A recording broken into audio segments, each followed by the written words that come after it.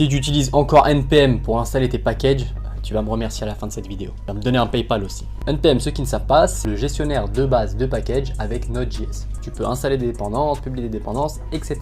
Souvent dans tes projets, dans cette fameuse environnement JS, tu as un petit dossier qui se nomme Node Module et qui est souvent très chargé. Et donc plus il prend de la place, plus l'installation est lente également, et tu peux avoir exactement les mêmes dépendances dans un projet A que dans un projet B, et donc ton disque a 2 fois la même chose. C'est bizarre ça, non? Là, c'est là qu'intervient PNPM. Tu rajoutes le P devant, c'est tout. Et lui, il va te gérer les choses beaucoup plus intelligemment.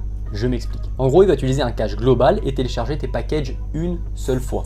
Ensuite, quand tu vas l'utiliser dans ton projet, il va créer bien évidemment le node module, mais il va faire des liens symboliques vers la dépendance en question. Un lien symbolique, c'est juste une sorte de raccourci qui pointe en fait vers la dépendance dans ce cas-ci. Donc là, tu as les dépendances à un endroit, ton node module est beaucoup plus léger, et également grâce à l'optimisation de cache que permet PNPM, ton installation est beaucoup plus rapide. En fait, tu gagnes tout, tu n'as que du bénéfice. C'est gratuit, hein. C'est pas payant.